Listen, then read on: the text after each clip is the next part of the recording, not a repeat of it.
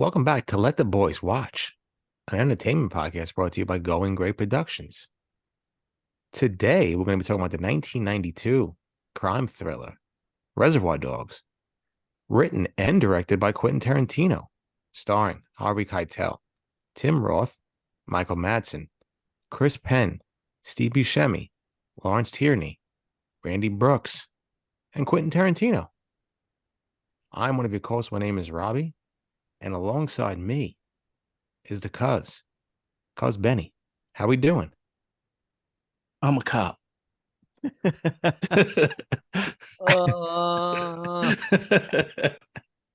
you're gonna be okay. I got a question for you, Benny. Yeah, Can you answer it? maybe. All right. Are you gonna bark all day, little doggy? Or are you gonna bite? What did you say? And alongside us is a man who's notoriously against tipping, our good friend and a co-host, Ryan. How you doing? That's one of the biggest insults you've ever laid at my feet because I knew you were gonna hate that one, so I had to give it to you. I hated it. I hate that whole conversation. I worked in the service industry way too long to listen to Mr. Pink bitch about giving up a fucking dollar. Anyway, how are you, Robbie? I'm doing good. And alongside us is Invisible Man, who is standing us up right now. Well, we have a special guest. Hopefully he joins us. So we'll see what happens. Yeah. Hope you're okay, Kenny. But if you join, awesome. If not, still awesome. We still love you. We'll reschedule. Yeah. So yeah, like Robbie said, this is Let the Boys Watch, and we are talking about Quentin Tarantino's I think first major film or first film just first just film in general. in general. Okay. 1992's Reservoir Dogs. I believe Benny is the one who hasn't seen it. So if you don't know what we do here, we talk about movies, obviously, maybe shows. But one or all of us have not seen the movie we're talking about. Typically it's, like nostalgic movies one of us really love, put it up to a vote. And that's the movie we watch and talk about. And speaking of voting on those movies, Benny, do you want to remind the people that we have a contest going on? Absolutely, Ryan. Well, our email address is ltbwpodcast@gmail.com. Thank you. You could send us an email. You can get involved in the conversation. More on that later. You can follow us on Instagram, Let the Boys Watch Pod. That's Let the Boys Watch Pod on Instagram, and interact with us there. And if you interact with us on those two platforms, you'll be entered into our sweepstakes for the month of September. Every time you vote in our movie polls, typically drop on Friday, you get an entry to win a $100 gift card, either to iTunes or to a movie theater of your choice. So you can enjoy some cinematic adventures, whether it's with us or by yourself. We don't really care. The other way you can get entries into that tournament is by emailing us, ltbwpodcast@gmail.com, about the movie we're watching, the one we watched last week, or any comments you have. If we read it on the show, you get an extra entry, and you get 3 more special entries. That's right, 3. If you rate us and review us, written review on iTunes, screenshot that review, send it over to us, and we will give you the German 3 more entries into the tournament. Hey, and make sure you pay attention to that Instagram, because we've been known to throw a little bonus poll up there from time to time. So maybe you get an extra entry that way. Let me tell you something right now. We threw 3 things. First, fantastic ad lib by the cuz that was not written down. Beautiful. We love that. Thank you. Good for you. Thank you. Number 2, we did throw a fantastic poll up last week for Joan Cusack, a little game we like to call Minx or Stinks. and she was a Minx. She was a big Minx. Overwhelming 14-2. And for the first time, if you're one of the 6 or 7 viewers on YouTube, hello, maybe hit I don't know where the bell would be, but hit the subscribe button on YouTube. Yeah. Grow us up. Raise the roof, as the kids said back in the 90s.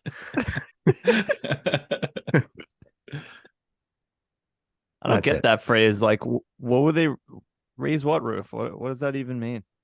I think the volume was so loud they needed extra space. I don't Yeah, know. like vaulted ceilings to appear rich. Yes, we don't need no water. Let that mother burn. Yeah. So Benny, because Yes. you are the one who has not seen this movie, um, what were your thoughts like going into it? I know, fantastic poll by Kenny. First movies for a couple of famous directors, Tarantino, Paul Thomas Anderson, and who's the third one again? Do you remember? Danny Oof. Boyle. There you Yes. go. Good. Thank you. Nice Good save. call. Welcome. And Reservoir Dogs won. It was close. Paul Thomas Anderson almost pulled out a squeaker. But before watching this, like, did you think like I want to watch it? Did you have thoughts on it? Have you ever heard anything about it?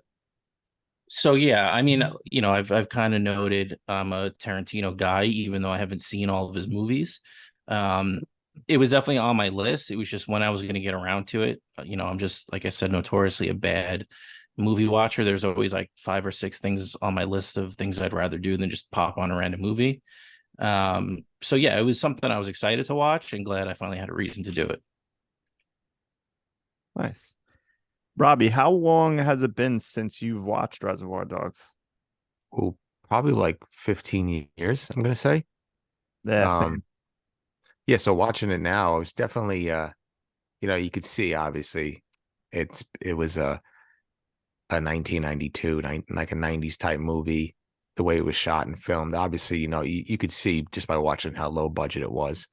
But again, that's not really why I love Tarantino. I love Tarantino for the way he shoots his films, his dialogue, and his musical choices.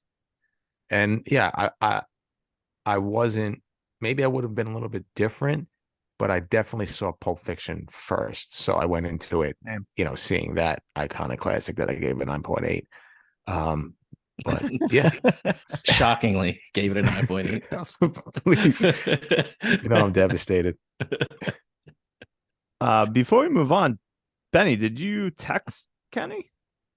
I did not. Let me text him now. Yeah, just double check because I sent him the email and I sent, just remind him. Maybe he forgot. Maybe he thought it was tomorrow. I have to agree with you, Robbie. Like almost exactly the same. I saw it about maybe 15 years ago. The last time I think I've seen it like I want to say like 2 or 3 times. I haven't watched it that many times. Definitely not as many as Pulp Fiction or some of Tarantino's others. And I also saw Pulp Fiction first. Um, like I kind of almost saw it as like because I watched Pulp Fiction first, like I don't know. It's hard to describe. Like it's like his rookie season where you're just like you see flashes of brilliance, but like there's definitely some parts of it that you're like, oh, he's got to work on that. Like, maybe this could be tightened up, whatever. And we'll get into all that with overall impressions and stuff, but I like this movie, but it's definitely not Pulp Fiction or some of Tarantino's others. Yeah, I agree. I definitely maybe I would have had some reservations if I saw Reservoir Dogs first, but seeing Pulp Fiction first and then going to Reservoir, that's not bad. I'm just saying it's just very, very different. It's just like you said, it's rookie season, and then this guy just makes the leap in Yeah. season two. Yeah, definitely. Um, should we just go right into overall impressions, I guess? Yeah, I got the 3 dots bubbling right now with the DMs, but I'll Okay. keep an eye on it. All right, cool. All right, I'll start. So if you text back, then you can answer and whatever. So Gotcha. yeah, like I was kind of alluding to in just before, I really like this movie, and I think, like I said, saw it probably 15 years ago, maybe 15 to 20, somewhere in that range. If you asked me like, oh, what do you think about this movie? I'd be like, I love it. One of my favorite films. I love Tarantino, that whole thing. 10 minutes. All right. Like it was a cool movie. Um, it was something to like talk to your cool movie friend, like like you haven't seen Reservoir Dogs, like oh you're not hip or whatever. Um, but seeing it now, I definitely didn't like it as much. I still like it a lot. And I mean, we're going to probably talk about it a lot, but the ending made me love the film like more so than the whole, like getting to that part. I was like, all right, all right. Like it's good. I still like it. The dialogue is good. The acting, the actors, especially Harvey Keitel, fucking love. But there was definitely parts watching this movie the other night where I was like, maybe looked at my phone a few times. But overall, I do really like this movie, but probably not as much as when I was. I'm saying this, I never was cool, but when I was cool. Benny, you want to take Yeah, I'll go next.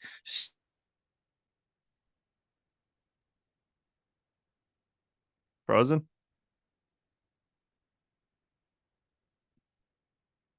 I'm good. Okay. Hold on. Are you good? I'm good. Yes. All right. I kind of had an idea about what it was about. Like, I kind of knew that it was about like a group of guys who were committing a crime of some sort. But beyond that, I didn't really know much. I never had anything spoiled by this movie. I think this is kind of one of those movies that, as popular as it is, there's not really a ton of quotes that like pop into like pop culture. Maybe there are, and I just kind of didn't realize it, but I enjoyed it. But I think similar to what Robbie said, if I had watched this before Pulp Fiction, um, I think I would have liked it a little bit more. I just think it's hard to go back from that to something that's low budget. And while the cast was fantastic, um, it didn't hit as hard for me. Um, I had no problem pausing in the middle of this movie to have a little dessert and then jump right back in. Usually I'm kind of locked in. That doesn't really speak to me not liking the movie. It's just I found a spot where I could pause it and do that. What'd you But I have? thought what did I have? What the hell did I have? Choc Um, a, ganache. a cookie or something. That's not important. Key lime This is cream pie? yeah, my short-term memory's shot, apparently. That's fine. Sorry. Oh, babka, chocolate babka. Ooh, I did not steal it from an old woman's arms, just so you know. thank God. um, no, but yeah, when I hop back in, it was for the final push of the movie, and I think that's where the movie really shined for me. Like you said, Ryan, the end was just awesome, and just watching. I like that you got a lot of one-on-one scenes with the characters, and they all kind of bounce between the one-on-ones between each group. So yeah, just thought it was really good. Robbie. Yeah, I same with you. Same with the both of you. There were times when I was, checking to see if Aaron Rodgers' Achilles was still intact in his body. You know, got up, got myself like one of them chewy fruit nut bars or whatever, had some watermelon. So I mean, I wasn't as locked in as I was locked into like Pulp Fiction, Shawshank, or maybe Terminator 2. Um, I think I do. Like I think last time we talked with Pulp Fiction, I definitely have this properly rated. I might knock Fuck it you, down. bud. I might knock Sorry. it down a little bit. Um, yeah, I was kind of shocked how I don't want to say mediocre because it's not mediocre, but how different I felt watching it now. Um, I still love, like I said, the dialogue, the way it was shot, and we'll get into some of the scenes. The acting, of course, was absolutely fantastic, save for a few people that kind of just, typically annoyed me in the movie. But I love to do, of course, the pacing was fantastic. An hour and 40 minutes is awesome. And some of the music, some of the iconic shots that you saw, I loved. So yeah, I thoroughly enjoyed it. Not as much as I thought I was going to from a previous watchings, but hey, that's what happens when you grow old and your taste is a little different. Yeah, Is he here? I think he's here. Everybody, look, it's Kenny. Everybody look. Make him feel awkward. Kenny, Everybody get whenever you're off. ready. Everybody Um, sign off. everyone sign off. And that'll do it for this week's episode. Kenny. welcome to the show. Thank you for joining us. For all of you listening, this is our super, super special guest, Kenny. Say hi, Kenny. Thanks, everybody. Thank you for having me, guys. I'm pretty psyched. Like I was saying to you guys off air, love what you've been doing and excited to talk movies with you. Um, yeah, Thank you, man. I mean, when the reason I kind of reached out to you early on when we started doing this pod with just like some questions was because I always noticed you were posting about you watched, I don't know if it was like a movie every day or every week. Yeah. So, I kind of knew that you were a little bit of a film buff or a film nerd. Can you talk a little bit about that? Like, what are your influences? Like, how did you get so deep into movies? Just like anything kind of basic like that. Yeah, absolutely, man. And I was actually taken aback to realize that how many movies you haven't seen. For some reason, all those couple years in lockdown playing video games together, talking while playing Call of Duty and FIFA. For some reason, I just assumed you were a guy who'd taken in a lot of pop culture. But it was always the video game stuff for me, honestly, yeah. and sports. Yeah, man. So I went to film school when I was younger. Temple University in Philly. Worked out in LA for a little while on some music videos and commercials. I have some pretty good stories. Most of them involve me putting my foot in my mouth with someone in a much better position than me. I can tell you guys about the time I called Michael Bay a fucking asshole, or I didn't realize he was standing behind me. Oh no! Jeez. I think you brought up the Chuck Palahniuk story that I told you about. Yeah, that had a much happier ending. Yeah, that one actually went pretty good. Made a friend out of that. But and basically, like you said, try to watch like almost every movie that comes out during the course of a year, and kind of just keep like a journal and like whatever. It's like, I don't know, should probably like blog about it or something, but I don't know. Yeah, man. Time. But yeah, I mean, really stoked to be here. Awesome. Can I throw out an idea really quick and then we'll get into this? Is maybe we could have you on as a recurring guest to do Kenny's Corner and tell us about like what your favorite movies this month or year or whatever. And then we'll talk about them. I don't know. I mean, I haven't even ruined this episode yet. You're really making a long-term commitment. Listen, we're desperate for free agents right now. That's right. Let's make this like a Verlander Max Scherzer deal where you can get rid of me after 1 year if it doesn't work. We'll eat the contract. That's right. Yeah. Can I like say that. something? That's awesome. Sure. It's not really like I know this isn't an interview podcast, but I always found film school like, I don't know, something like entertaining to me or something that I was always interested in. So like when you're going to school, like I guess I don't know what the major was, but you going to school for film school. Mm-hmm. It's like, what are the type of things that they talk about in film school? Like some of the classes, like directors and how they shoot, like shit like that.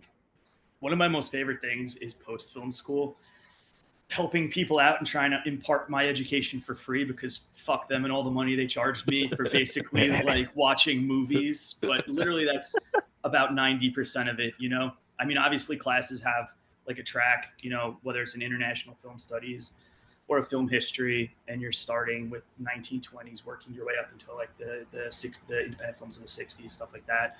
Or if you're learning international, it's like Italian neorealism, French New Wave. It's all shit that you could probably, come on, man, help me out. What's the Matt Damon quote here? down 95 at the local bookstore. Yeah, public library. Local library. Yeah, and then you have your production classes. Like, actually, one of the cool things was I was in school like prior to like the digital revolution, so I got to shoot on film and cut that shit with a razor blade and tape it together. Yeah, but the rest of it was just learning how to set up lights and how to use a camera and edit and stuff like that. It's all stuff that I'm pretty sure like 13-year-olds with an iPad are much more advanced with nowadays, but yeah, they could just do it intuitively now at this point. Yeah. I actually have one of my best friends just directed his first feature film and literally didn't go to film school. And I met him on tour with a couple bands. And like after that, like literally told him like everything I know. We've worked on wedding videos together for years. And now that dude's got a feature film under his belt. And it's like, all right, crazy. It's awesome. It's just the right books and movies, Netflix subscription. I think You're very talented. We saw what you did for the UI 100 episode. You were set up, rocking and rolling, Thank you, man. getting everybody ready. I thought that was awesome. Yeah. I love shit like that. People who are super talented and things like that with technology and film and stuff like that. So I got to give you some flowers so that people know that you're a good dude. Thank And you. not I to appreciate mention, that. he edited the Hot Wing Challenge video for us as well. So Yeah. very much, appreciated the work that he's done, and it's been great every time we had him. Give him the handles so they can follow him and see his great work. What? Some Instagram here Please. at whoa_Kenny, I think. I don't even remember. Funny Yeah, story about what's that? Go ahead. No, I was just gonna say funny story about the 100th episode. I was super nervous for that and just kept getting drinks from Steve. And halfway through, I realized I'm like, because I was punching the board trying to do the live camera, and keep up with who was talking. And after like half hour, I realized, oh shit, I'm drunk and I'm lagging the conversation by like a second here. That's awesome. I tried to make it look like I was doing reaction shots, and it was an artistic choice, but it was the Negronis. I love it. They always do it to you. Yep. So Delicious. I mean, maybe we can touch real quick. We obviously this week all three suggestions for the poll from you. Yeah. They were the famous directors' first films. Mhm. The two that didn't win were Hard Eight and Shallow Grave. Shallow Grave getting very considerably less votes than the other two movies. Yeah. What do you feel about those other two movies? Maybe quickly, and maybe why you chose them. All right. So I think the initial idea too of coming up with that topic was knowing you and like your lack of exposure. Like it would be cool to get you put onto like an early film from a great director, something on a lower budget, see like what they did. We're kind of like creativity just comes out of necessity. I should not have put Reservoir Dogs up against those two movies. It's Quentin Tarantino. It's going to win. Shallow Grave, I only watched once. I haven't seen it in 3 years, but it's a really cool, just tense drama about a couple roommates. One roommate dies.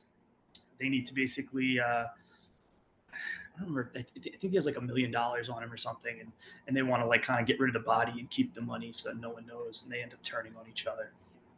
Really awesome, simple film.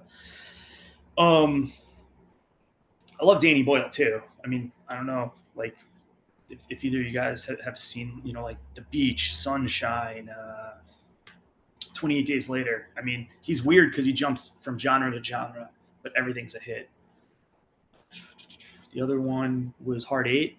Hard Eight's just a very straight up drama, like kind of like how P.T. Anderson always is. And one of the funny things to me is that film was his first film, and it got shelved. It didn't get put out for years.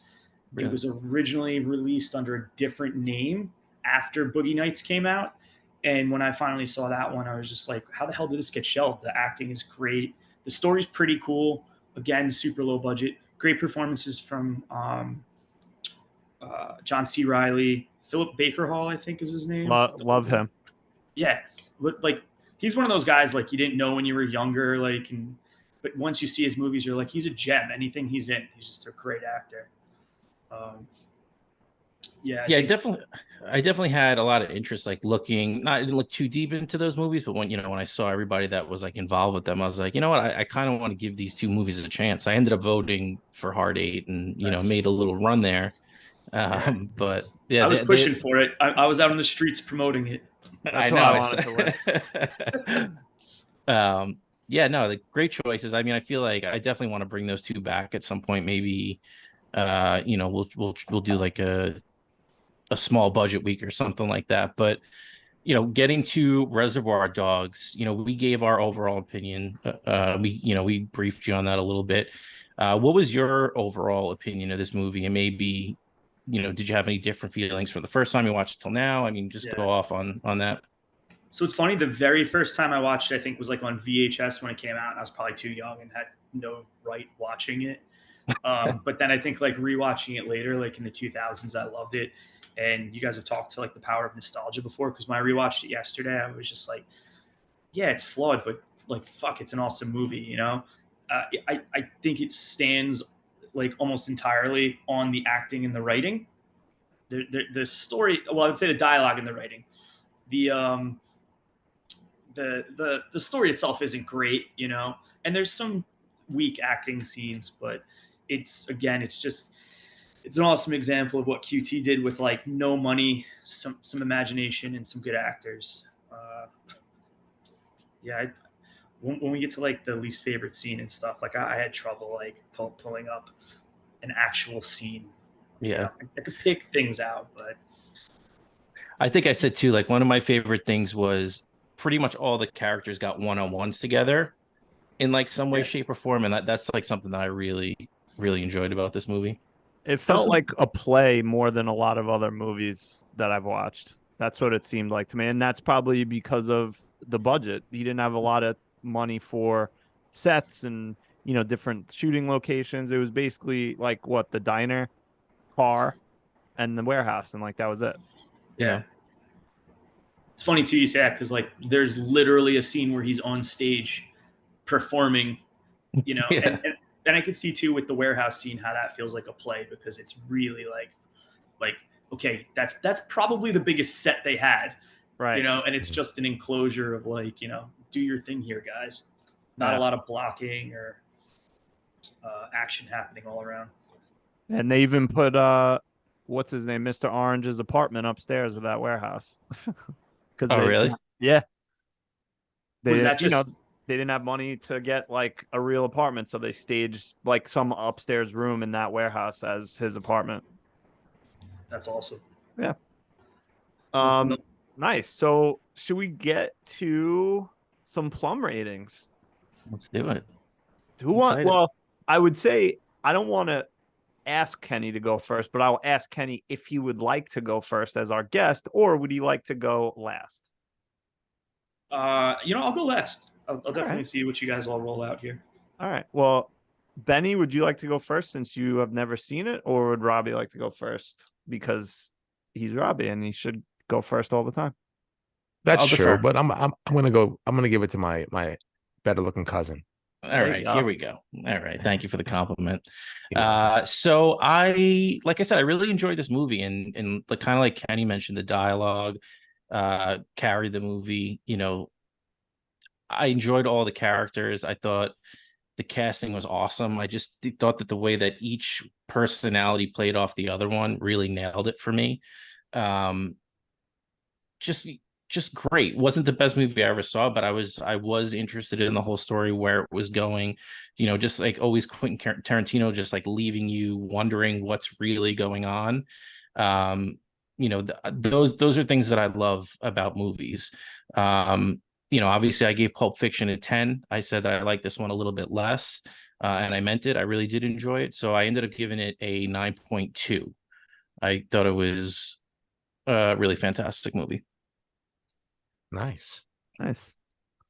Um, yeah, I think I've said obviously the past episodes, you know that I love dialogue. And you know that I love Quentin Tarantino and I love when he gets together with his writing. I just love Quentin Tarantino movies. I just everything about it is something that I always enjoy, and I'm never disappointed in his movies. I mean, you look at this movie and it's basically a heist movie without the actual shooting of a bank heist. You just have these guys going back and forth, talking about the heist, setting up the heist. Um, you know, who's the rat, who's not the rat, and everybody just kind of, I don't want to say slowly losing their mind, but you know, trying to understand, like, okay, somebody had to set us up. Who is it? And everybody's questioning who it could be. And I'm a sucker for that. I love a nice backstab, so I'm all in on things like that. And again, you get the same thing as Pulp Fiction. Obviously, this came out first, but you have everything, out of order sequences, jumping from here. You get the backstory, Mr. Orange, and you get the backstory, Mr. White, and all these things. So I love that. I mean, is it better than Pulp Fiction? Absolutely not. But for a first time film for somebody, this put Quentin Tarantino on the absolute map and like destined for superstardom, obviously. Um, Again, devastated that I didn't give Pulp Fiction a 10. So I'm gonna right the ship here and give Reservoir Dogs a 9.1. Okay. Nice. Good scores.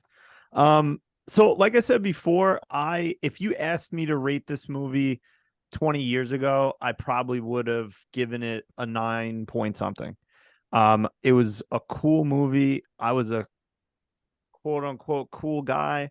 And I would have been like, yeah, Reservoir Dogs, Tarantino, love him, 9 point whatever.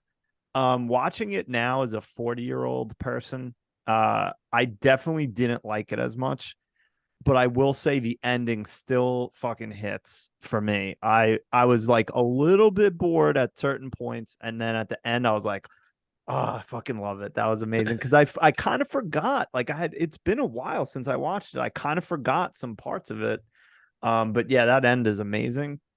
But mine's, I would say, considerably lower than your guys. I gave it an 8.1. I still think it's a really great movie, but there's a lot of movies that I like better. Like even some of the movies that we already talked about, I was kind of looking, and I don't love to compare, but I do. Like, is this better than Jaws for me? No. And Jaws I gave an 8.3. So like how can I rate that better than that, even though my scale is so fluid, it seems. So, but 8.1, that's what I thought of right when I finished watching. So that's what I'm sticking with. All right. Kenny, It's take hard. us home. It's hard because like you want to like keep all your ratings relative, but at the same time you want to do it within context. Like you Right. can't look at School of Rock or Coming to America and grade them exactly the same you would Shawshank or Yeah. something like this. But I mean, for me, I actually looked at it on a kind of relative scale, and I gave it a 9 because I'm reserving 10 for what I consider a perfect film. Obviously, there's very few of them. More so, it's I guess usually just a personal choice. But for me, like any film that gets made is like a minor miracle basically when you look into everything that goes into the production, the amount of pre-production, production, and post, and then people have to actually see it. So to be a good movie and actually get made and get out there, and launch Tarantino's career too, that's the other thing. Like think about how many people start off with like a great album or a great song or a great book, and then that's it. They coast off that for a while. This dude actually started with this film and got better. Um, I'm going to give him a 9 because I probably would have, if I was on the show, given Pulp Fiction a 10. So Yeah. Like a real man. I know I didn't mean it like that. I'm just Not like the saying, sissy boy. you got to be forgiving of some things with films. If you enjoy it, it's Yeah. a 10. Yeah. Do you want to? I mean, we'll take an opportunity here. Do you want to roast Ryan for giving Shawshank a 9.4, or do you want to defer? No, not at all, man. This is the most subjective shit in the world. I know. It's crazy. Actually, you know what though? Robbie, like talking about the chronology and like pointing out how obviously he does that a lot in Pulp Fiction. One thing I was wondering, like watching this, is obviously Pulp Fiction is a better movie, but doing things out of order in this almost seemed like more effective than Pulp Fiction. I haven't seen Pulp Fiction in a while, but if my memory serves me, shit's just out of order. Yeah. With this, it's like you said, it's a heist movie where they don't show the heist. Half the anticipation is like towards the middle. I was like, oh wow, we're finally going to get to it. Even though I've seen the movie before and forgot that they don't actually get to it, it's Yeah. just described so well. I think I had a vivid memory of it in my head. And then like, you don't get that, but you do get this other cool breakdown of all the characters turning on each other. I think what saved, like, I think you're right with Pulp Fiction. Like, did it necessarily need to be that much out of order? No, probably not. But I do love that it gives you an ending with Vince Vega still. Like, for such a big moment for him to die, like at least you still got that scene at the end with the two of them. So I think for me, that kind of saves it. But I think you're right. This being being non-chronological suits this movie probably better. Yeah, I agree with that. I I think maybe watching it as a young kid, Pulp Fiction, there were probably some, sometimes I was like, this is kind of, not confusing, but definitely out of whack, especially when you see Vincent dying and then at the end he's alive. So I get that. And like you said, it's definitely, I never really thought about that until you said it, but it's definitely it plays better in Reservoir Dogs than it does in Pulp Fiction. Yeah, it seems like more well suited. Not taking anything away from Pulp Fiction, it's definitely the superior movie. But And, Well, and the that's whole what. heist without a heist thing, like that's just Quentin Tarantino. Like look at this shit. Look what I'm about to do. You know, like it's just kind of like I don't know him playing with the And audience not only that too, in a it's cool like way. you think about like what's in the briefcase in Pulp Fiction, like it doesn't matter. And it's Yeah. just like the heist in this movie, like the heist, it doesn't really matter. Like none of that stuff matters. It's about all the other stuff around it. And he like that's it's a good way for you to like keep your eye on the ball and not get distracted by all this other stuff because this is the story that he wants to tell. The briefcase almost that shot almost mirrored the cop in the trunk in this. Yeah. Like, I got something out back. I got to show you. It was the same angle. Yeah. Love it. And what was I going to say? They probably didn't have any money to shoot the high scene as well, and then that's why I gave Pulp Fiction a 9.8 because the chronological stuff was a little too wishy washy for me. It finally makes sense. That was it. Yeah, it makes sense now. I told you. See, I knew that. I knew that's the reason. I think it was Blockbuster released like a chronological version of Pulp Fiction after like a year, and like as soon as like Miramax found out, they were just like, no, that's get that off the shelf. Definitely right not. now. That was what you were doing in film school. You were editing all the cassettes, Pulp Fiction back into order. Yeah, I was actually going into Blockbuster and stealing. Oh man, I wish I would pay a lot of money to go to a Blockbuster right now and walk around. Yeah. Oh, the anticipation of seeing if your movie was in there, your game. Yeah, dude. I mean, I always say like if I had like $1 million or start my own business, I know it'd be doomed and it would fail, but like a video rental place, the coolest job in the world, man. Just sit there and talk about movies with people. Nice. So nice plum scores, everybody. Should we get into some segments? Should we start with favorite character or least favorite character? Well, at least. All right. Yeah. Kenny, again, as our guest, would you like to go first or last? Yeah, I'll take first on this one, I guess. Please. Because that was a kind of hard one to pick. I mean, by default, I just went with Mr. Blue because he was the most throwaway guy in the whole movie. He had 2 lines at the diner table, and I almost put the closed captioning on because I don't even know what the hell he said. They mumbled. I'll go next. Was he real life bank robber or something like that? That guy. Yeah, really? I think he was a criminal. Oh, really? Yeah, former criminal. That kind of makes it cool. It does. All right. I'll go next. Give me. You're gonna hate this, but No, please. give me Lawrence Tierney as Joe Cabot. Like I don't think he was bad. There's just something off about him. Like and you know what I think it is? It's Seinfeld, like all the stories about him on Seinfeld about how seriously he takes himself and like almost got like stabbed Jerry at some point. So I just had that mindset watching him of like thinking about like him being a terror behind the scenes. But besides that, I mean, I really liked everybody else. So it was just me kind of like picking somebody not necessarily out of the hat, but yeah, it was just some scenes where he seemed maybe like a little too serious. I don't know what to say, but yeah, I went with him because basically he almost stabbed Jerry Seinfeld. He was way too fun stiff. fact. Yes, fun fact about kinda that. stiff. He notorious asshole on the set. Yeah, That I think they might have fired him, or he was They constantly he was constantly forgetting his lines on set. Yeah, I don't remember seeing. And that everybody was the getting first couple pissed. seasons. What a dickhead. Robbie, you want to go? Yeah, sure. My least favorite character is Mr. Pink. What? Yeah. It's because he doesn't He was tip. just he's notoriously bad tipper, and anybody that doesn't tip, you know me, you can shit in my fucking pasta vessel, and I'm still giving you 40% tip. But yeah, he was I don't know, something about Steve Buscemi sometimes annoys me.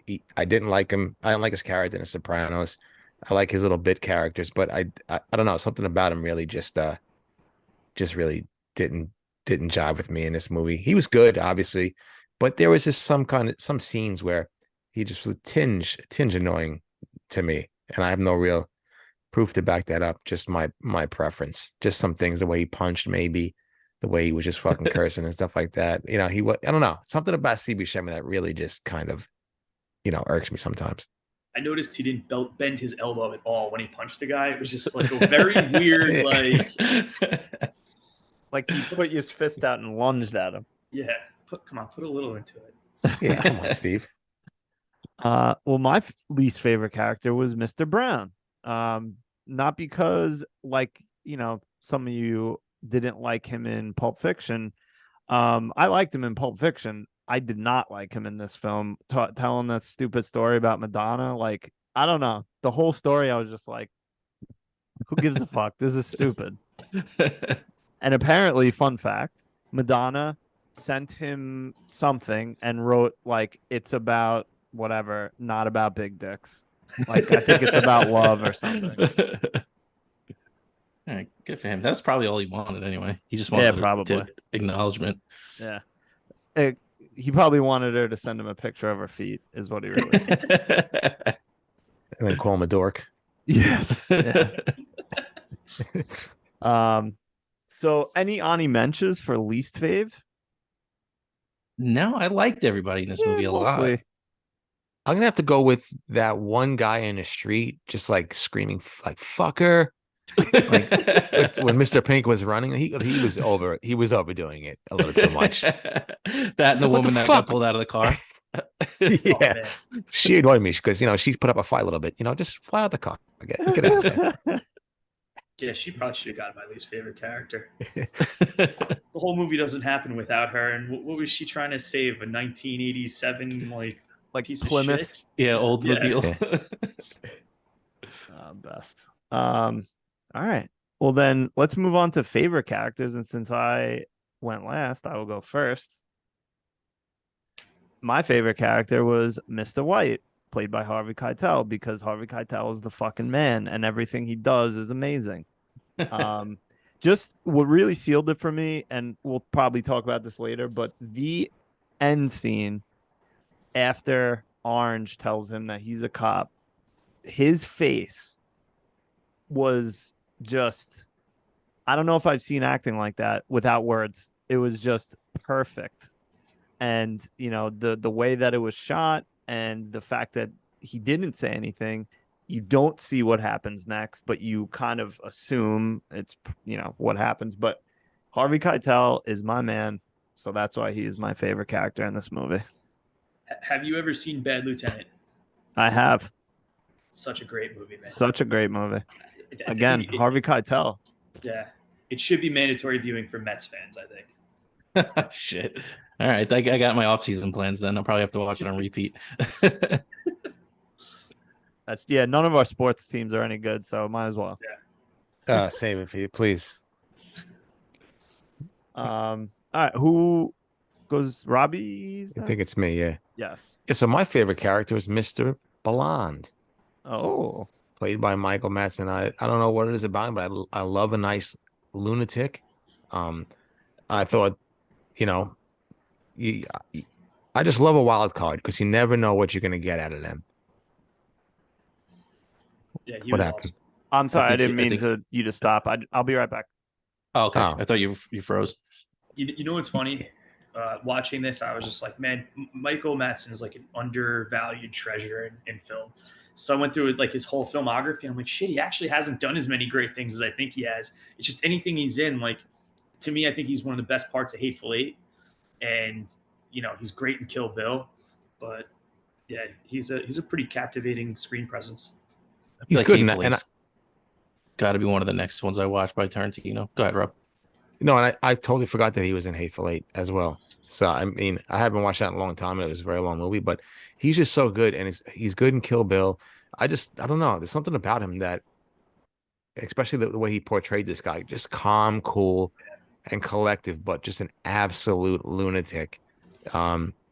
He was my favorite character in this movie. I just thought he was great. The thing that, and it's crazy that I laughed at this, or I thought it was funny.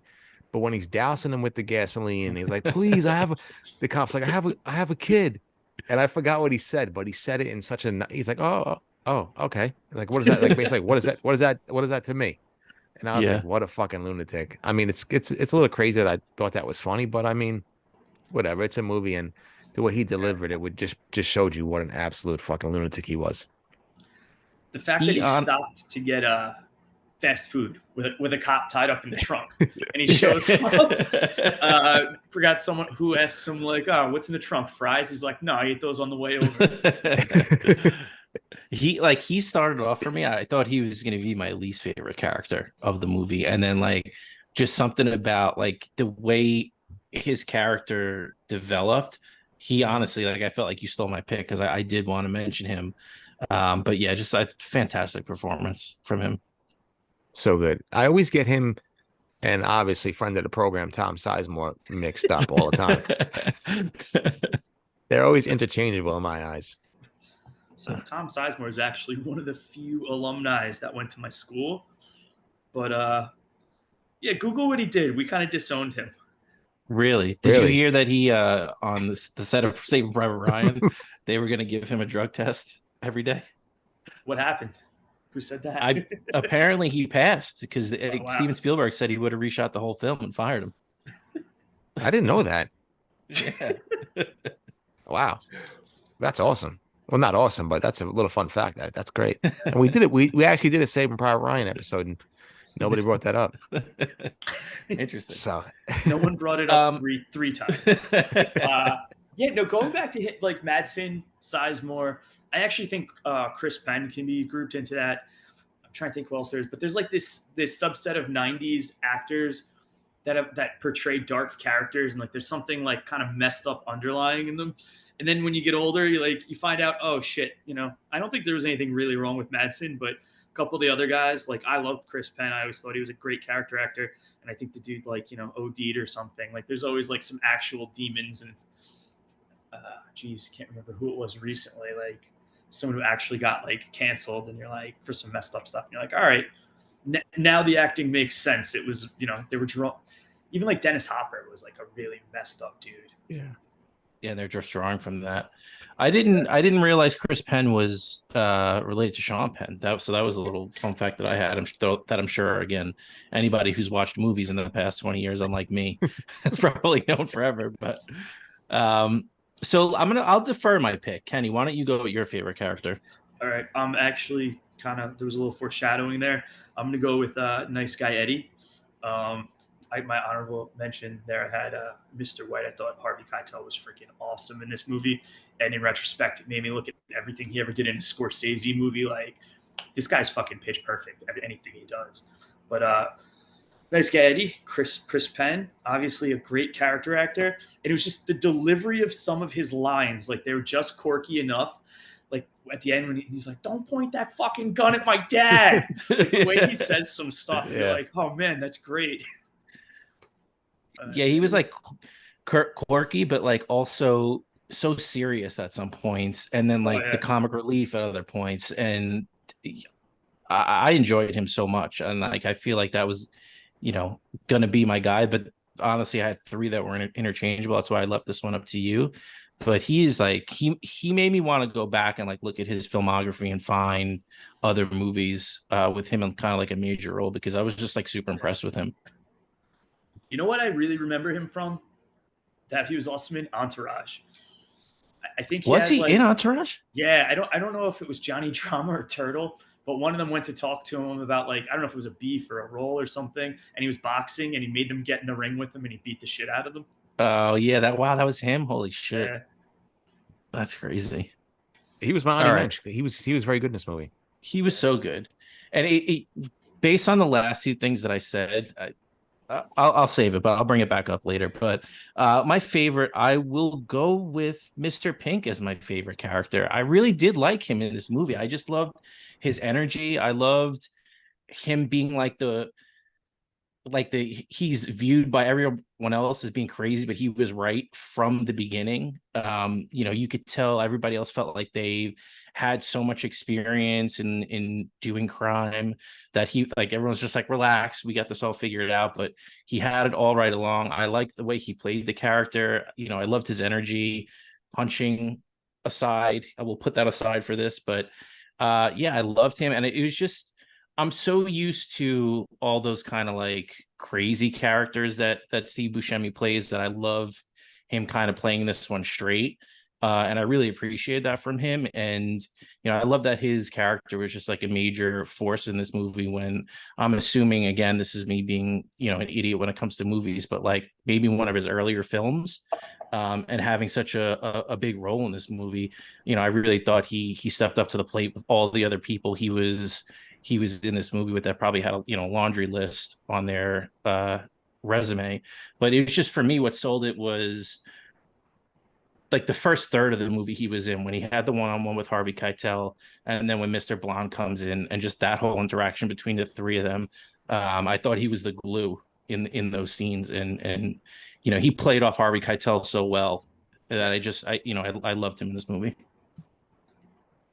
If you like in Buscemi, I feel like you got to follow this up with Fargo if you haven't ever seen that.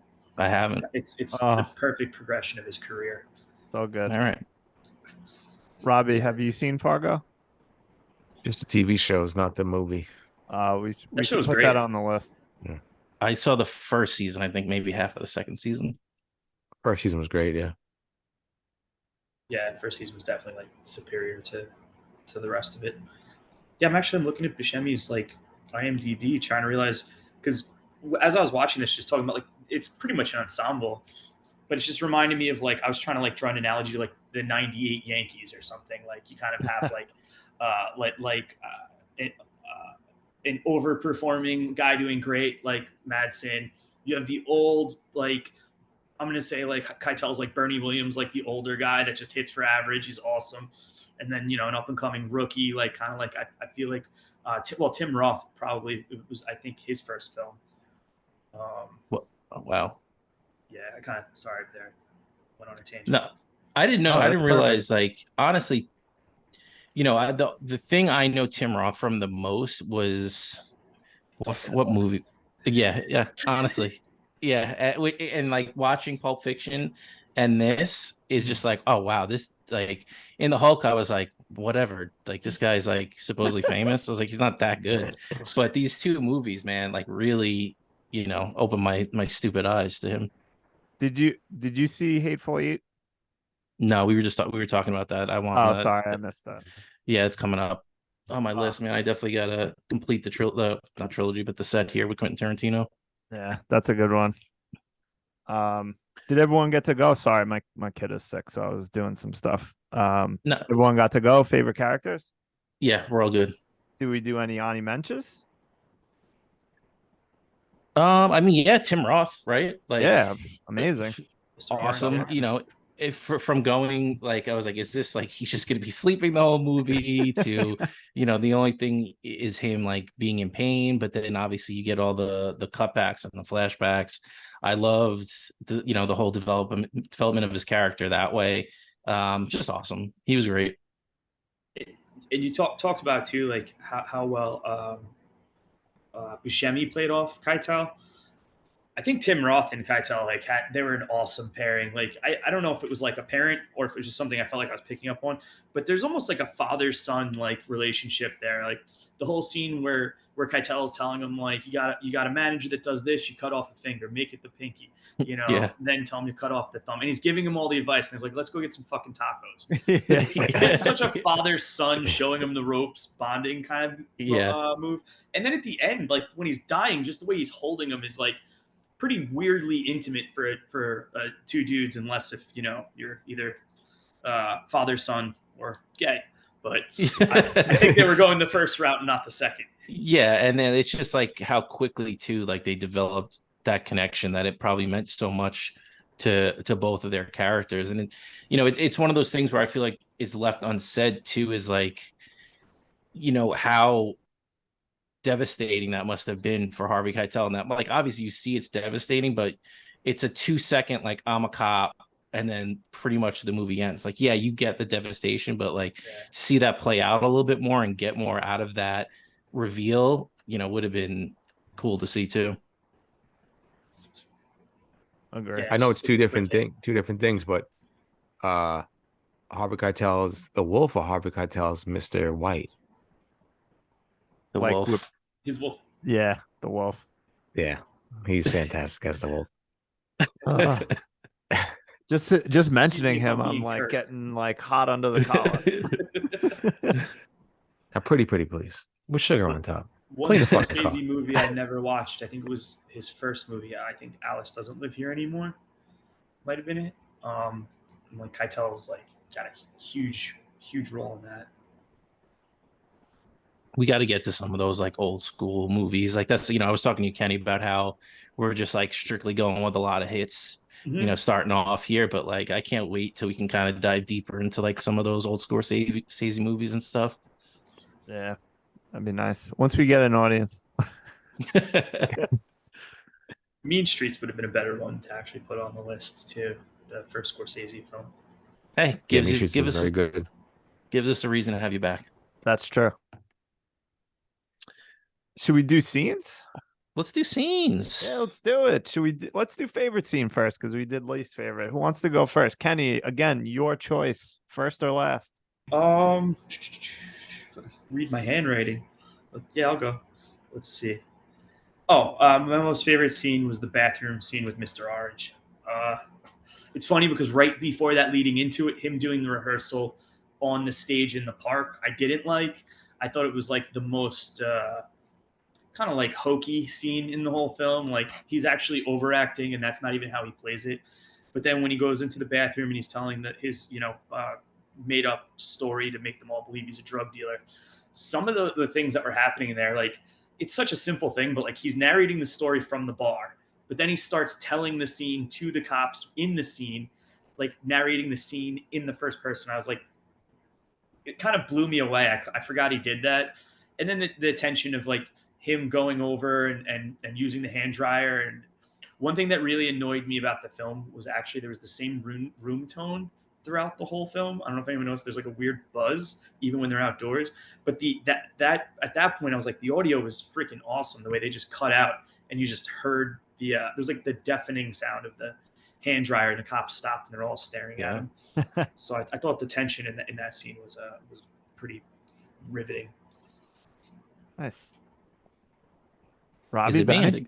I think it's me. I'm gonna go with it's hard. I'm gonna go with my gut instinct and say that it was when they first get to the warehouse, the scene between Buscemi and Keitel. That's when I really got like, all right, I'm all in on this movie, and it was just kind of like two great actors showing off and really setting the scene for everything. Like I said, you have that play cool character with Harvey Keitel and Buscemi freaking out, but actually he's the one that ends up being right. I just the way they played the first half of the movie, I was thinking that there was no rat. I really kind of like just the way that everybody else played off of Buscemi. I really was believing that there was no rat, and it was just going to be this like spiral into craziness of Buscemi that like was the gun going off in this movie, and that's what caused it. But the fact that he ended up being right, and just those two, like I said, going at it and having that one-on-one, it's what got me invested in the movie. Great scene. Robbie. It's me. My favorite scene is the opening scene. I love that scene, and I just love it because of the simple dialogue. It's just something that I feel like any group of friends, I mean, not fucking like hitmen, but any group of friends would be sitting at the diner just talking about anything. I love the way it was shot, how he just circled around the table and you were just getting like the fucking back of somebody's coat, and it was just black. The screen was black, and then it cut back in and you see everybody. I just thought that was amazing. Yeah, I just love the dialogue of just them just talking. Like, I know you didn't like that particular scene, like when talking about Like a Virgin, Ryan, but I thought it was great because it's just what people do. The interpretation of a song, and you guys and we're just going off on a tangent for about a half an hour to an hour talking about it, and people just busting each other's balls. I thought that was a great interpretation of Tarantino, thinking that it's reminiscent of this guy, whatever, with the big dong that he had, is just back to her being a virgin because she's never had anything like that before. It's like, wow, I never really thought of that song being like that. Obviously, she said it was different, but it's a good interpretation. And he didn't annoy me in that scene, Tarantino, like he did in Pulp Fiction. And then you get to the tipping portion of the scene. I love that. I just love when somebody just stands their ground and is very firm in their beliefs as to, hey, I'm not going to do something here, and this is where I'm not going to do it. And shout out Mr. White for just fucking coming with straight facts about the service industry and waitresses. I mean, the man's the stone cold killer, a heist dealer, but he's got the facts. He knows what he's talking about. So, I mean, I love that scene. Something about opening scenes in Tarantino. You got this one, Pulp Fiction, and Glorious Bastards. I mean, it just hooks you in right from the beginning. Yeah, he knows the importance of starting off strong. Love it. Yeah, I mean, you'll see that when we watch Hateful Eight eventually. My favorite scene, there is a lot of good choices, and you guys picked a lot of ones that I was thinking. I didn't hate the opening scene. I kind of just hated the way Tarantino was doing it. Like I love the whole thing with the book and Joe and Mr. White and the tipping. While I disagreed with Mr. Pink, I liked the dialogue. Like you said, it's a bunch of dudes just hanging out, being idiots, talking shit. But I cannot ignore. I know this is straight chalk, but I cannot ignore the ending. The basically from when Joe walks in and they're all pointing guns at each other, from when the cops, you don't see, but hear the cops rolling up. Just amazing. I'm getting goosebumps thinking about it right now. Just standoff, and then him, Orange telling White that I'm a cop, and that just absolute devastation on his face, and then just popping him because what else are you gonna do? But I love that scene, and that like really made made me really enjoy this movie, because like I said, like there was times during it where I was like, okay, I'll look at my phone. Like you said, is Aaron Rodgers' leg off his body? Like, no, okay. So yeah, I'm going with the ending scene, but I'm sure we left a couple on the floor. So what Ani mentions do you guys have? The ear cutting scene. I that was between the opening scene and the ear cutting scene was my two. I mean, that scene is iconic. That's the scene, probably the most that you popular get, scene. the most popular scene from this movie. That's what you get. That song, "What Steals Wheel." I mean, what I love the most about that is just Madsen, just his little fucking sidestep, his little shuffle, him dancing, just the lunatic in him knowing that he's gonna just torch this guy, burn him, potentially rip his fucking ear completely off his body. And I loved, again, that he didn't show it. He just takes the camera and slides it, up to the whatever. I guess I forgot what that little ramp. And I thought that was great. And what I love the most, I don't know why I love the shit like this, but the music's playing and they're following Madsen. They're shooting from behind, and he opens the door and closes the door, and the music cuts off. Yeah. Goes to the car, opens the trunk, gets the gasoline, opens the door, and the music cuts right back in. I love shit like that. I thought it was such a fantastic way to shoot that. Yeah. Agree. I feel like if this came out today, like it'd be the kind of thing where the song charted again just because of the movie. Yeah, for sure. Probably. Yeah, that was gonna be my Ani mensch. But I will, out of all the cutback scene or the flashback scenes, I loved what's his name? Mr. Orange is the most. Because like I said, you don't really know what you're going to get out of Tim Roth in this movie because he's just laying there. But I did enjoy getting his backstory. As much as some of that stuff was overacted with him telling the story. I loved the interaction between him and the other cop in the diner, and like explaining the whole situation and how to do it and why the story's got to be a certain way, and it's like telling a joke. I just love the whole evolution of that, and you seeing how he gets brought in to this group. So yeah, that was one of my Ani mentions. Nice. Any? Oh, sorry. Go ahead. I forgot. I literally like jumped and was in shock that Mr. Orange shoots Mr. Blonde. I totally forgot about that in that scene. And I completely forgot. Spoiler alert. If anybody What? Oh, Jesus, Robbie. Come on. Wait, we were supposed to watch the movie? Yeah. I just listened to all old episodes of the podcast in prep. Nice. Oh, sorry, I didn't mean to ruin it for you. Should we do an episode where we don't watch the movie and just imagine what it actually is about? Yeah. Yes. Actually, to be honest, one of my favorite, like, not official segments is when Benny gives his take on what the movie was before he saw it. Like, I thought have this some was going to wild be ones. a movie about a bunch of dogs running through the streets of LA. I've had some wild ones. Yeah, my favorite is the 25th. The 25th hour will never be topped. That was the greatest thing of all. He What thought was that. the, So he thought 'cause- that. Go ahead, say it. Yeah, I thought that because he got bit by the dog, he was gonna get sick and only had 25 hours to live. maybe you should just stop watching movies. I think so.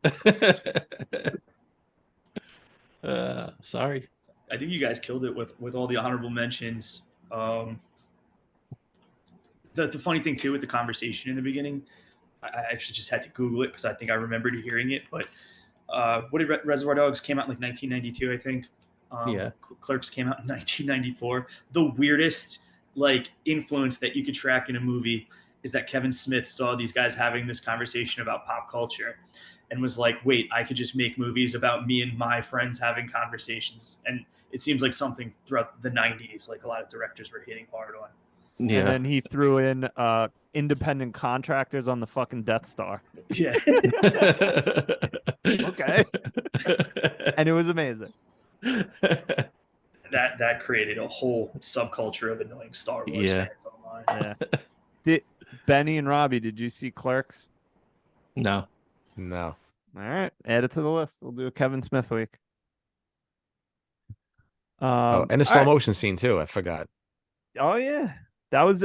It's funny because it's not and Swingers stole that sort of. I don't know if you guys saw Swingers, but they even reference it. Not only did I see Swingers, but I nerded out when you recommended Made on one of the podcasts. One of the best movies of all time. I mean, So- it's not, but it's so good. Yeah, like he was just like, hey, you know, in a movie when you see like a handoff or like some kind of like whatever like sketchy business going on. What if I make a movie about the two idiots that are standing next to the guy and like with the drugs? Yeah. What about two stupid Italian guys that come out from LA and help P. Diddy do a drug deal? And one of them's Vince Vaughn and he just can't shut the fuck up. Yeah. That's a good one too. So any least favorite scenes? Were we still doing Snake, or does Kenny get to go first or last as he chooses? I think he went I went last first. this time, right? Oh, you went first? Yeah. So, who go? Ryan, you go. Yeah. I as much as I'm of course again on the low scale versus you guys, so you would think I would have a lot more choices, not choices, but options to offer for least favorite scenes. I don't really have that many. It's a pretty short, very tight film. There's not a lot of scenes where I was just like, all right, this is garbage. If I have to pick one, I guess I'll go with the opening scene, even though there's parts of it that I like, but I really didn't like Tarantino, not what he was saying, but how he was saying it with the Madonna thing. And of course the tipping thing pissed me off. So for lack of a better option, I will pick that one. I couldn't really come up with anything better than that. Rob. So I'll just stay generic. I didn't have anything bad. I loved all the scenes. I did love the car scene, but I'll just stick with maybe his use of the N-word in this movie. That was kind of, I get it. Besides that, I enjoyed that scene. I'm noticing like it's a trend with Tarantino. Yeah. So not a lot of people of color in this movie. So him dropping the N-bomb right in a couple of times felt unnecessary. But I mean, that's just a small nitpick. For me, I think it was the only one scene that it's not that I didn't like it. It just had a weird vibe to me. It was the nice guy Eddie and Vic scene in the Mr. Blonde. In the office. Yeah, it just kind of felt weirdly homoerotic in some ways. And it's just like I don't know, man, because I really loved Mr. Blonde in the movie, and I really loved Chris Penn. We were talking about before when you were gone, Ryan. Um, and it just I don't know. Was their chemistry bad? I don't think so. It just for some reason that scene just felt off to me. And it's not that I didn't like it. It was just the only one scene that when it ended, I was like, it's not, that really didn't do it for me that much. I get that it was part of the story and telling the story, but it felt a little over the top to me. I know what you're saying. It's like they tried to establish like a history and a rapport between them really quickly, and it Yeah. kind of fell flat. But like the other parts were decent, like talking about the next job and his PO Yeah. and stuff like that. But yeah, the connection that they were trying to make between Chris Penn and Michael Madsen was like kind of flat. Like who just like fucking starts wrestling? Yeah. One of the things in that scene too, like you're talking about Lawrence Tierney, there was a point like where he was just standing there, and like I was saying, he was stiff before, but like this wasn't even stiff. This was like he looked like he wasn't even in the scene. Like he was just you could almost feel him like thinking to Tarantino, like, what the fuck do I do here? Like, do I just watch them? Like, maybe it was after they fired him. They just like superimposed him using 1992 technology, and it just Right. Just it's a cardboard still. cutout. Wait, did he get? I thought he got fired from Seinfeld, right? No, this Oh one. yeah. Oh, he He No, did? Reservoir Dogs. Really? Yeah. They brought him back, but he got fired from this. Was it because Spielberg told him that he was going to drug test him? Yes. If he didn't Yeah. pass, he was It going to remove was. him from the film. He failed. Wait, hold on, I'll find it. But yeah, no, he was supposed to. While you're looking that up, he was supposed to like be more reoccurring on Seinfeld too. And they were like, "All right, we're done with this guy." Get this fucking Yeah, he was a guy out of dick. here. He was notorious dick on this movie. Yeah. Notorious dick. Notorious D-I-C-K. Yeah. Did you find anything, Ryan? Not yet, but yeah, whatever. Let's move on. If I find it, we'll All right, Kenny, We'll what talk was about your? that during Lawrence Tierney week. Yeah. Yes. Kenny, did you have a least favorite? Yeah. So what are we doing here? I don't really understand the rule. We can't double dip on someone You else. could double dip if you want. No, Yeah. no, with 4 people and it's such like a short cast that feel I'm free. gonna pull down. All right. I mentioned before not loving the scene where he's acting out in front of the amphitheater, but to me that was only a part of a segment. I actually didn't. Again, it's a great movie, so it's like you just have to pick things. I'm just picking the portion of what the dialogue was in the opening scene. I loved the pan. I loved how like not perfectly clean it was. How you were kind of cutting in and out of guys, and you could see glimpses of faces. I think that added some intrigue in the intro. But I don't believe a bunch of bank robbers, killers are sitting there talking about fucking Madonna. Right. You know, when was it Mr. Blue goes, I liked her back when Borderline came out. The way that guy's saying that guy was like, It's a good fucking song. it's a great song. But to me, that was almost a little too showboaty of Tarantino, putting himself in that position, doing them like, wow, look how great I could write this dialogue. I mean, there's a time and a place, and it works way better, kind of like with in Pulp Fiction, you know, talking about the quarter pounder Royale or like the Elvis scene and stuff like that. This just didn't feel like honest to the actual characters that we're having. Although I actually loved the tipping conversation because some miserable prick that's a career criminal. I do think that did feel like something, and it established Mr. Pink as kind of a dick. Yeah. So that portion was good. It was just the Madonna thing didn't seem to fit the rest of the scene. Well, there's always one or two things in a Tarantino movie that he like you said, he's just like showing off. And to me, like when he, I'll go back to the Harvey Keitel, Steve Buscemi scene when he says he's got to go to the commode. Like, I mean, it's just a little like much. Like he could just say he's going to take a piss. Like he doesn't need to call it that. It just it was like jarring to hear, but out of place. Yeah, but it's just all the good stuff outweighs so much those like one or two little things you have. So I definitely get what you're saying.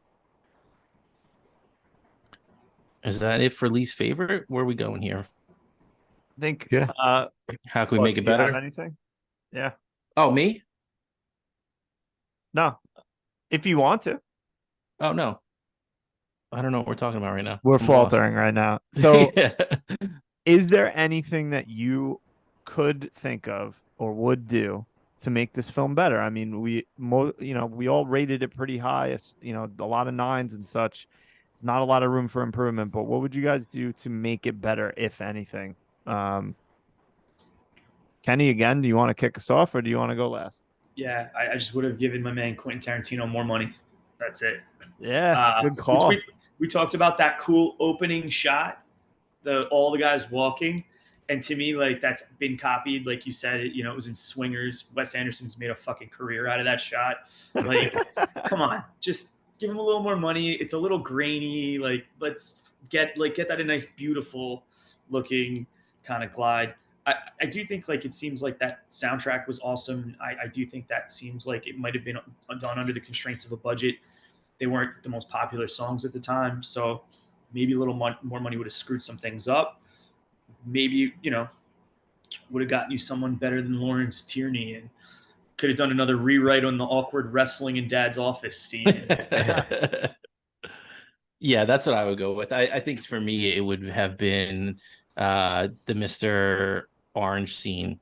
Is it Mr. Orange, Mr. Blonde scene. It was just like I said, just felt awkward.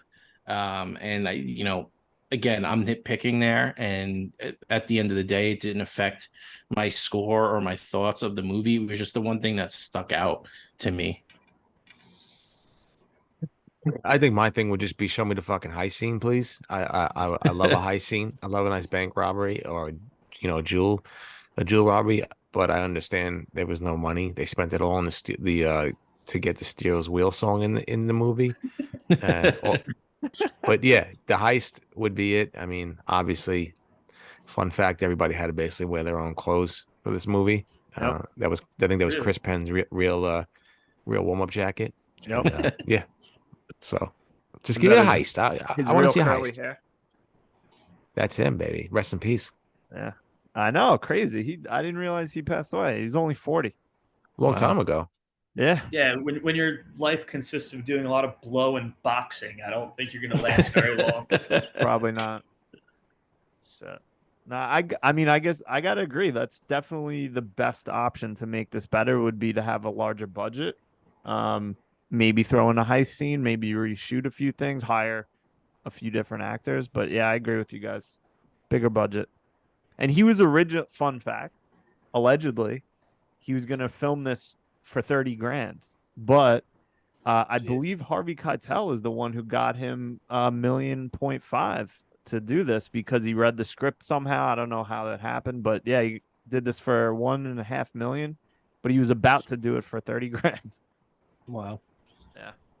That's actually the deep dive I wish I did was reading to see how this actually came to fruition. Was it just the script floating around Hollywood long enough? It's for his first film. You look at that cast. Oh, it's Yeah, crazy. crazy, right? I think if I remember correctly, I believe I do, that Tarantino actually had True Romance and this film both written together. And who directed True Romance again? Oliver Stone. Oliver, yeah. So he was like, I want to direct Reservoir Dogs, and Quentin Tarantino said no. He wanted to direct that. You can have True Romance, basically. No, You know what's sorry. crazy? I think it was Tony Scott. Yes, Tony Scott. Tony for Scott True did True Romance. Oliver Stone did Natural Born Killers. Yeah. Yeah. That's crazy to think that Quentin Tarantino has given away more better scripts than some people have ever written. I know. It's crazy. I can barely write a paragraph. It's bullshit. I mean, I got ideas if you want a movie about a dog, potentially Biting killing a Edward Norton. Just saying, Hollywood, I'm available. We know that, right? We know that Mr. Blonde and what's his name, Vincent Vega are brothers, right? You know that. Yes. Yeah. And it was planned to do a I prequel know, with both I of know. them, but they got old. Was That would have been that great. So I think there was a story too with Pulp Fiction. Wasn't Madsen was supposed to have the part, but he signed up to do like the Wyatt Earp movie, and Warner Brothers wouldn't let him out of his contract. Yeah. That would have been interesting to see him in that role. I would have love pulled Michael a James. Madsen. I would have pulled a James Harden right then and there. Yeah. Not show up for Wyatt Earp. All right. Any other thoughts on how to make this film better? No, that's it. All right. Well, let's make it better by casting a young Matt Damon. Spin the wheel. Ooh, it's my favorite. We still got to come up with a name. I know. We'll get there. Yeah. So again, Kenny, since you're our special guest, would you like to go first No. or last? Last. All right, you got it. Benny, you want to go first? Because we'll let Robbie go second to last. Oof. This is hard, but I kind of landed on just it would have been for my own kicks, and it's Matt Damon as the cop that gets tied up, because I want him screaming at Mr. Blonde in that Boston accent, saying, "I'm a fucking cop. I'm a you cop. Can't do this."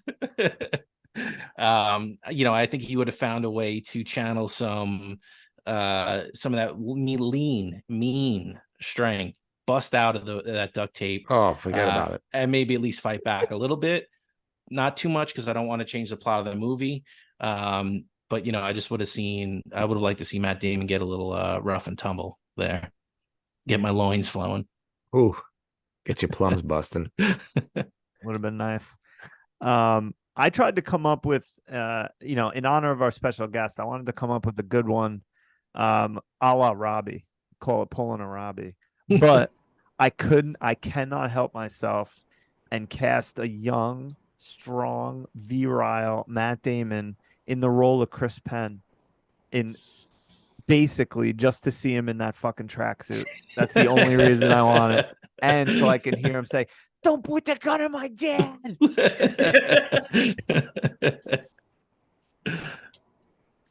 Robbie? Well, me casting a young, lean, mean, fighting machine, maybe listening to Steel's Wheel, even a little dancing machine, Matt Damon.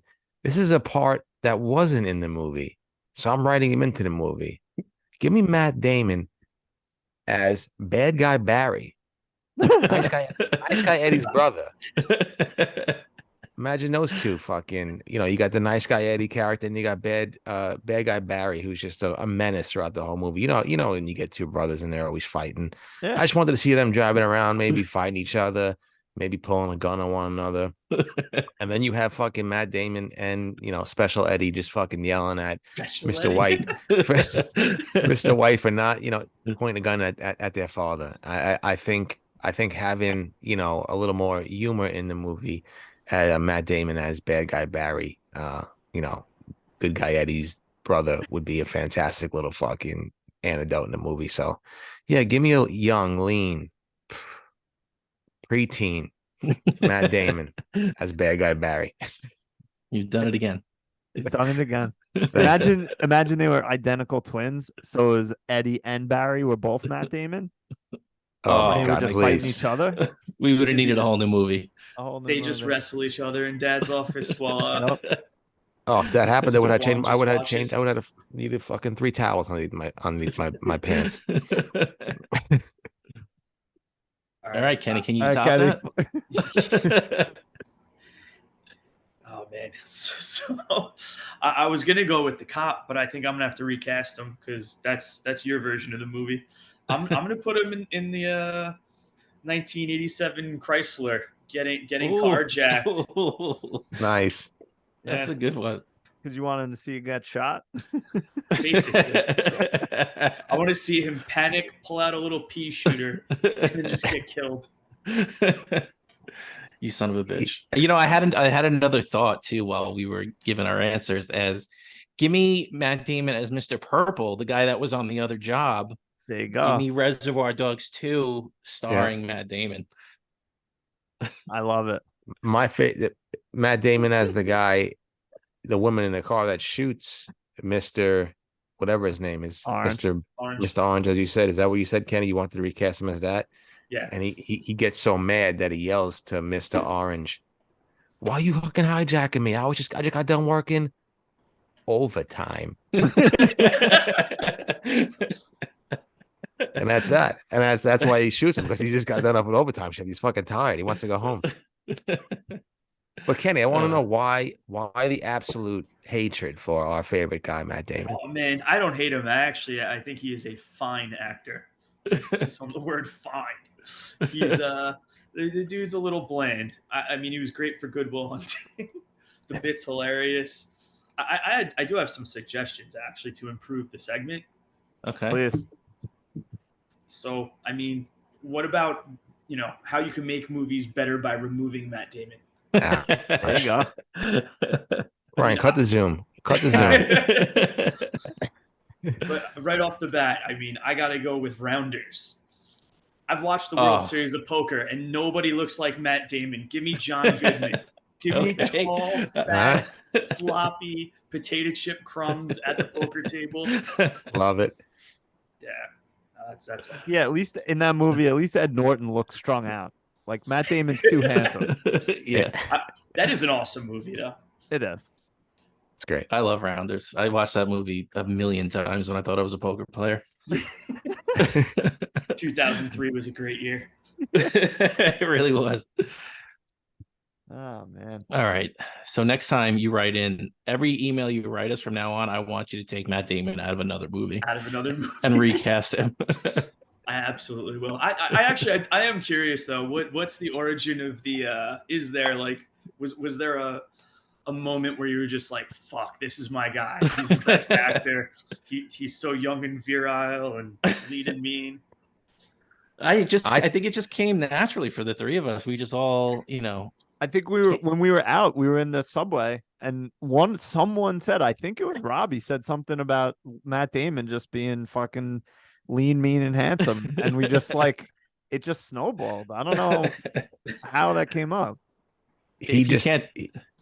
No, go ahead. Sorry. I was gonna say, if you can't tell, we can't help ourselves half the time, but we just. Yeah.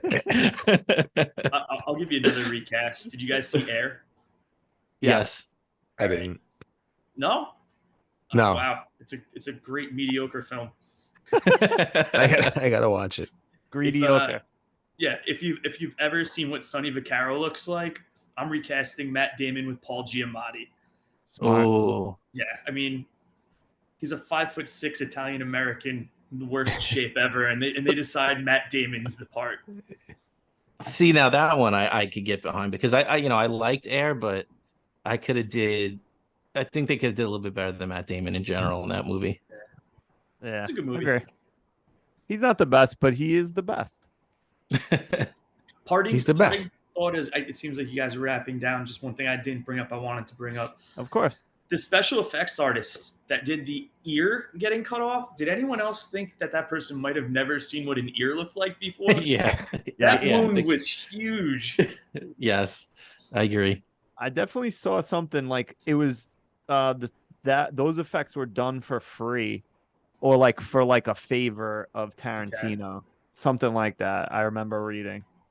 So that's probably why they were just like, all right, yeah, here's I'm gonna cut one of those yodels and dye it red and just stick that on your face. Slap it on your face. Yeah, I feel like they could have covered that up a little bit. A little bit. Yeah. Well, is there anything else besides that, Kenny, or anyone that you want to bring up about Reservoir Dogs? No, I mean, for me, it was a great film. I'm glad I got to rewatch it. Movies like this, I feel like I try to catch like once every 10 years. Actually, just gonna double back on Pulp Fiction too. Like, I hadn't watched that in years. I think it was like the 25th or 20th anniversary recently when I caught it in the theater. If you guys ever get a chance, like, to be blown away when you see like some of these movies, actually on the big screen. But yeah, I'm glad I got to rewatch it and have a good conversation with some film nerds about it. Thank you, man. We appreciate you coming on. Appreciate that. But that, I mean, just to jump off that point real quick, I think the reason I still haven't seen Hateful Eight was because I was living in LA at the time it came out, and he released it in like his movie theater on I'm gonna mess it up, but the 8mm film or whatever he used for that movie. Super 8. Yeah. And I didn't get a chance. I mean, it probably would have cost me an arm and a leg and sold out for weeks, but I like completely forgot about it. And I was super bummed. And I was like, all right, I put it off for the longest time, but this conversation again reminded me that I really got to see that movie at some point soon. They got the extended version on Netflix. It's like 4.5 hours. I was gonna say that movie was pretty long as it was. I But know. Yeah. that was released in Super 8. Something like that. Yeah, I don't know. Yeah, whatever he shot it on like 70 16 millimeter. 16, Oh, was wow. it? I don't know. I'd I have to look forget that what it up. was. It was. I think it was something old school that he shot it on. I forget though. But real quick though, before we move on, Kenny? Did you see Oppenheimer? Yeah, Did you see it IMAX or did you see it regular? I went regular. I felt like the last thing my anxiety needed was to see the atomic bomb going off Dude, I'm all not gonna. around me.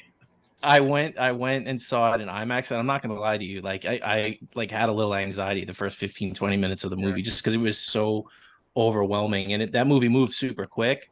But yeah, that first 15, 20 minutes. What did you think? I love the 70 film actually. millimeter. Sorry. 70 was. millimeter. Yeah, 70 millimeters like super wide. I think that's at the New Beverly. Yeah, I love that movie. I thought it was so good. I mean, the cast was phenomenal. They definitely went with good, like big names, but not like overshooting just to get stars in it. I felt like all like the people that were in it were like great for the parts.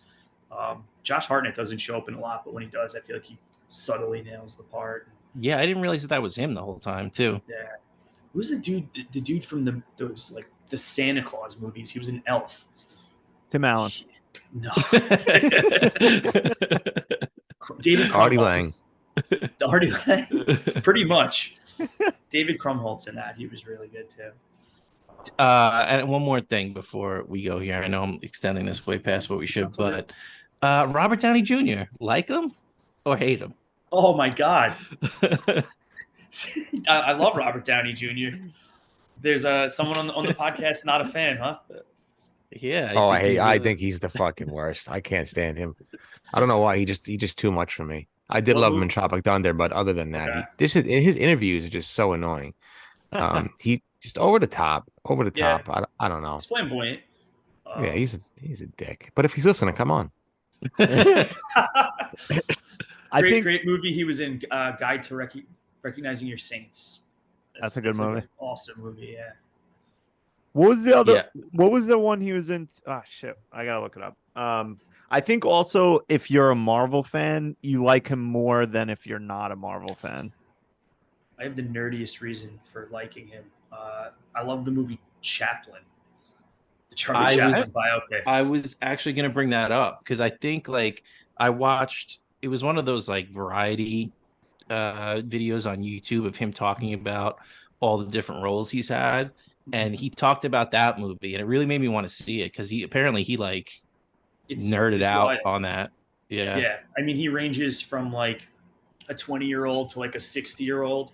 It was shot back in the day when makeup wasn't that like advanced, and still like he totally captured like the kind of like the physicality of Chaplin. And I'm not like a big Charlie Chaplin fan or anything. What fucking normal person our age would be. But it's one of those movies. I think I saw it in the 90s. And I was like, yeah, I think that was pretty good. And then I rewatched it like probably a couple of years ago. I was like, this movie's awesome. Yeah. You ever see Kiss Kiss Bang Bang? Yes. That's the probably one his I was best thinking movie. of with Downey Jr. Yeah. Sorry to interrupt, Benny.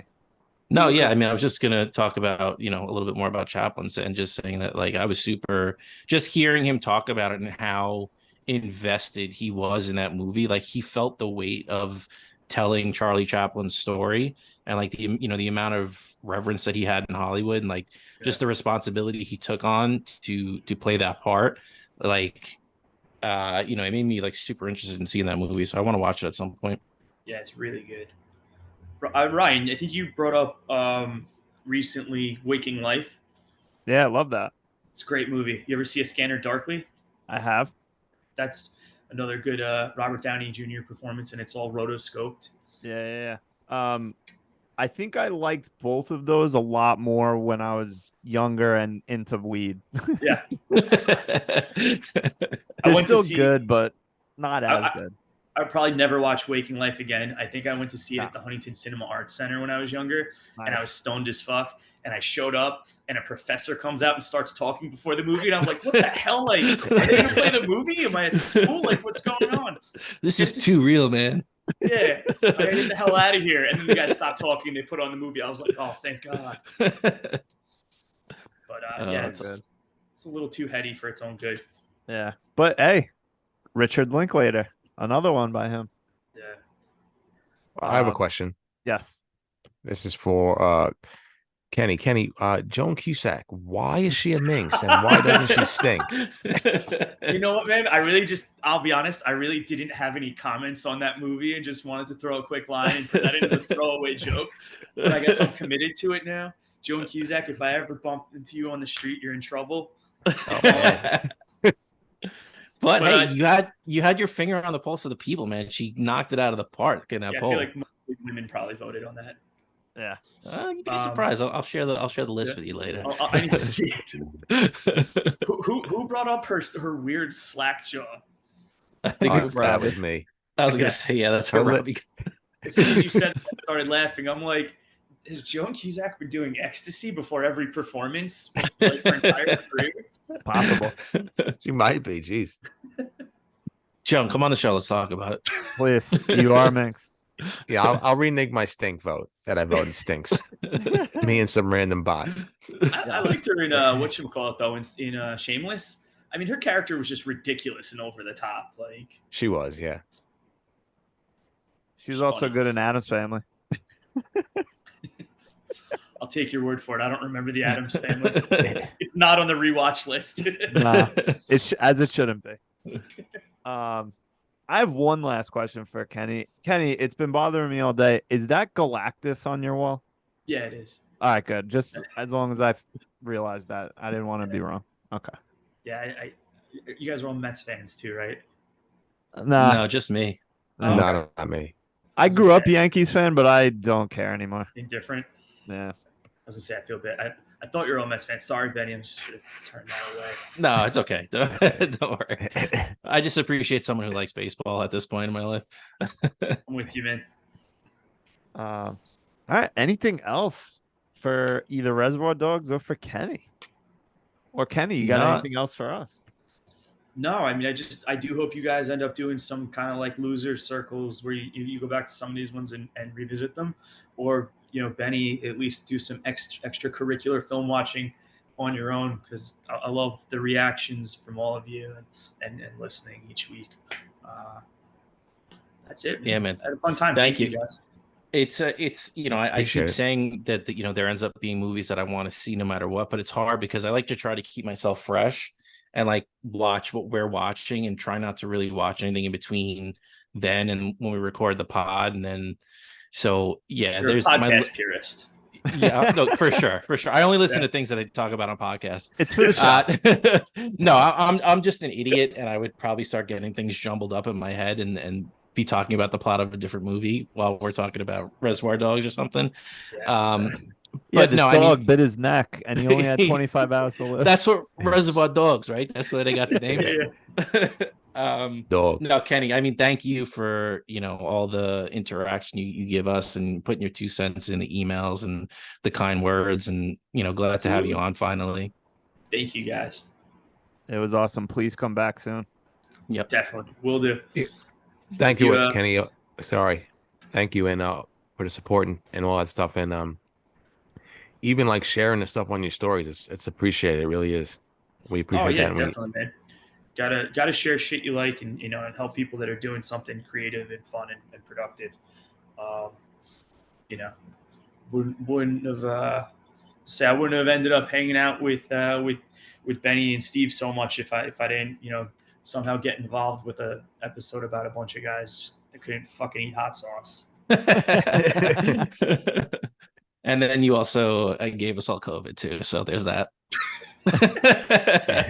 Debatable. Yeah, the jury's still out. They're tracking it down in Wuhan right now. Yeah, I think it might have came from Chi, but I actually think I might have actually finally copped up to that one recently. Like I would. Yeah, I was coughing first. Listen, I wouldn't doubt if it came from Chino in the beginning. I'll stick by your side on that. Thanks. All right. Well, thank you so much for listening to Four Idiots this week. Talk about Reservoir Dogs and a bunch of other stuff. We appreciate it. Please, like we said earlier, email us ltbwpodcast@gmail.com. Follow us on Instagram. Make sure you're voting. Get those entries into our sweepstakes. And I guess that's it. Robbie, tell everyone good night.